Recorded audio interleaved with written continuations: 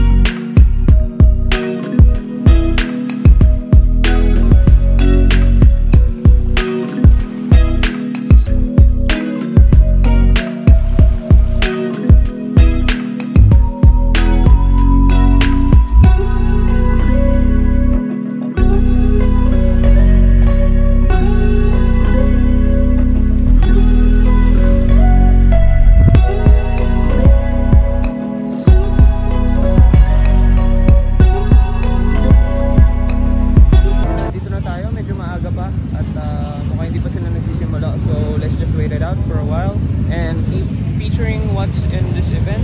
Mukhang mararaming mga bagong motor. Ito, ganda. Service. Yan, mga parts. At ibang parts. So, kompleto lahat dito, guys. Para sa mga motor po natin. Sa mga helmet. Ang dami. Wala yung mga wibawas. Lots of people here in the event.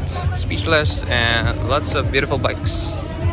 Dito rin pa yung mga monoracks, tires, anywhere you got. There's a lot of parts that we can buy here. Magsimula yung event at ang napili po natin ang Bristol Bobber 700. This is possibly the newer model kasi yung natandaan ko last time ay ang Bristol Bobber 650. This is the 700 version at may napansin ako, medyo mas mahaba siya, mas macho, malaki, and ayun. Looking good! Mukhang babagay ito para sa cover ng ating channel ngayon. Ito ang Venturi. Surprisingly, mukhang malaki yung Venturi pero ang gaan niya compared to this one. This one's much more heavier and I think this is a parallel twin engine as usual. Let me see down there. Yes, parallel twin engine right there. So, ABS, malapit na gulong, pogi na headlight. No, looking good. Ito, maganda natin kuha mamaya. Malapit na magsimula yung test ride guys. Nagre-ready na po ang bawat mga motor. And here we are. This is our first test drive unit. The Bristol Bobber 700. Having the 700cc parallel twin engine. Equipped with ABS. Retro style. Machong macho ang tindigan. Classic and bulky motorcycle. Yan. So, pila lang muna. Tapos, coaches, bigyan nyo ng, bigyan nyo ng instruction.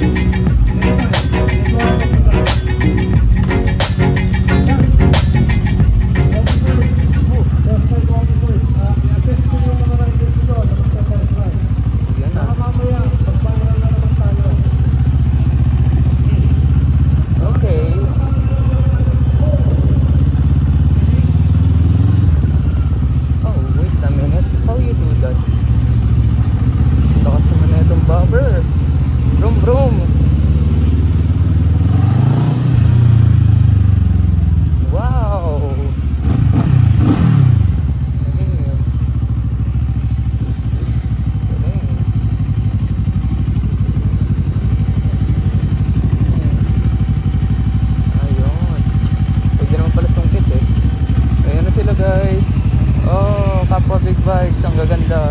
That's the TRK. Yan. Oh. Sige. Too bright tayo.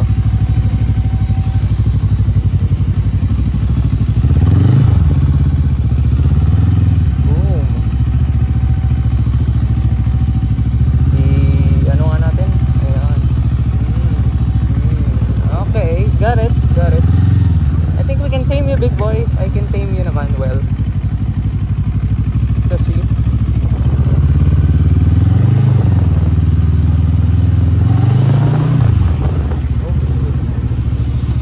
parang hirap ng second gear ah. First gear na ata tayo. Babad sa first gear tayo ngayon ah.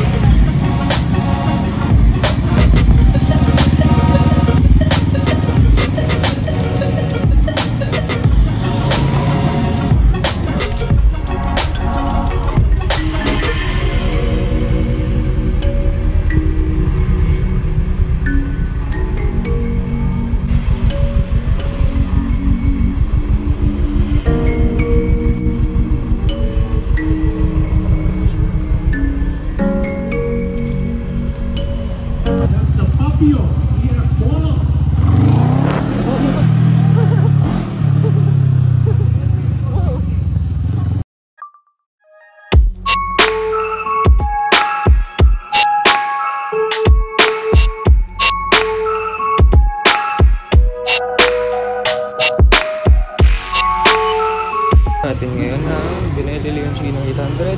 Kakatapos pa lang natin gumamit ng Bristol Bobber 700. That's actually a pretty good bike. It's a cruiser type motorcycle. Mababa yung center of gravity and seat height. Very comfortable for cruising pero not much for long rides kasi medyo parang masikip yung feel ko dun sa motor na yun. Pero okay naman, swabe yung power nun. Malakas yung delivery ng throttle ng Bristol Bobber 700. As for this one, mapapansin nyo, iba yung engine sound ng Benelli Leoncino 800 because it has a 270 degree crankshaft, or the Bristol Bobber has the standard or the usual 180 degree.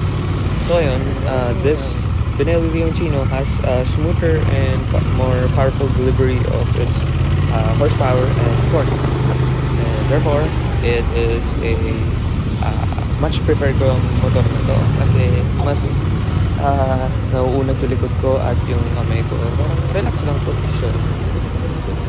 They're actually good bikes. Magkaiba naman sila ng category. Cruiser yun. Ito, naked bike. So far so good. May susunod pa tayo test ride mamaya. Something bigger, something faster.